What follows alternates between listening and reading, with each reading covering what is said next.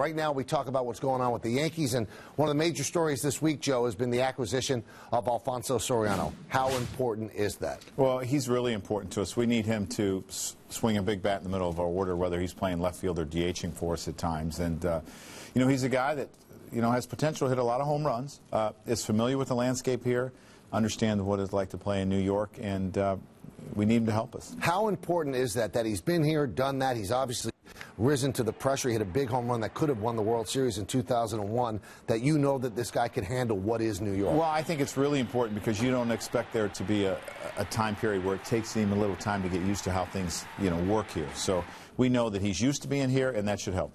Now, the fact that he traveled cross-country on Friday, and then he was still in the lineup. He went 0 for 5. Do you think he was a little exhausted? Oh, I'm sure. But I think the adrenaline is what got him going, and he wanted to play, so we put him in the lineup, and we needed his offense. Unfortunately, we came up a little short because we gave up a lot of runs Friday. Now, Joe, it's amazing the lack of right-handed power on this team.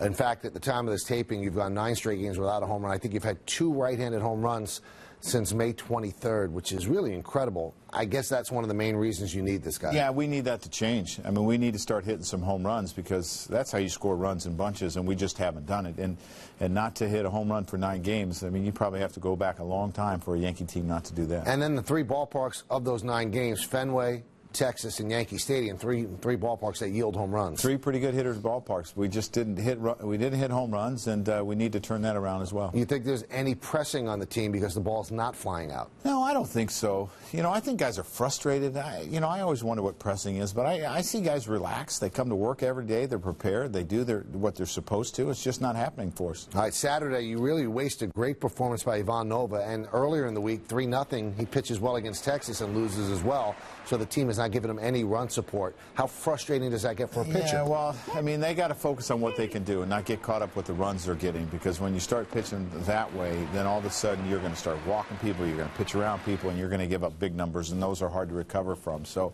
he pitched another great game on Saturday, 1 run, ball off the end of the bat, off a Loney. It's frustrating for him, I'm sure, but he knows he did his job. All right, now, while the Yankees were playing that game on Saturday and losing 1-0, in Staten Island, Derek Jeter was being cleared. What did you hear about what he did in Staten Island, and are you excited to have him back? Yeah, it's great to have him back. He was able to get 8 simulated at-bats in Staten Island. We had him play shortstop, stand around, take off, start, stop.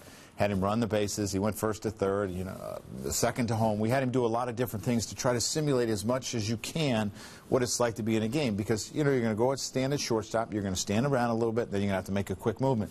And we wanted him to go through all those things, and everything went well. Now, how important is it for you and the team and the organization to know he could play shortstop? Because after Sunday's game, you've got 5 games in National League cities, no DH. Really important. We need him to play shortstop for us because of that. And it's nice because you have 2 games in L.A., you get a day off, you get 3 games in San Diego, and then you go to Chicago and you have your DH again, so I think it's really important. Does Derek Jeter have to play against type? You know, he's 39 years old. He hurt himself busting it down the first baseline, and I can't even imagine him not trying 100%, but does he have to play with some level of management now? Yeah, I think he does. I think he has to be careful and kind of put a governor on it at times, and I told him, I said, Derek, I know that's hard for you because of the way you've always played, but what you have to do is you have to be smart about this, and you have to, you don't need to bust it if you're clearly going to be out. And I'm not asking you to dog it because I know that's not in your DNA, but you got to protect your leg for a little bit. And do you think you have 100% Derek Jeter, or is it something less than that? No, I think it's 100%, but I don't want to re-injure that leg, and I don't want to take any risk. All right, now let's start at the beginning of the week where you had 4 games against Texas and you split them. This is after losing 2 out of 3 to the Red Sox. And the last game against the Red Sox was over a 4-hour affair. And you get into Texas at about 7 in the morning. You get into bed. I mean, I know that that's what the Yankees have to deal with because they play Sunday Night Baseball a lot. But does that affect you in that game on Monday? Well, there are no excuses, and there are a lot of teams that are tired this time of year. But it's difficult when you go to bed at 6:30 in the morning and have a night game, and the game was moved up an hour because ESPN thought Alex was going to be there. And I've always thought if you're a traveling team, on the ESPN Sunday night, you should have the next day off. If you stay home, it's not a big deal because it's like playing a night game. But you should have the day off because there's a lot of times we get into cities at 5 in the morning after ESPN games. And I guess that's hard to do because the ESPN games are tagged on as the season moves along. So I guess the schedule would have to be somewhat fluid. Yeah, it has to be, but there's a good chance that when we play Boston, we're going to be on Sunday Night Baseball. Right, absolutely. Let's talk a little bit about Kuroda.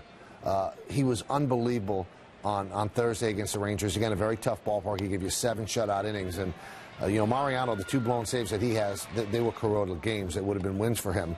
This guy's right now your best pitcher. Oh, he has been, and he's been tremendous for us. I mean, you can talk about the 7 innings in Texas, but you're talking about a very hot Texas, a day game. It was 98, 99 degrees. 7 strong innings, got out of a jam in the 6th, then got through the 7th, and we turned it over to the bullpen. He's pitched well all year.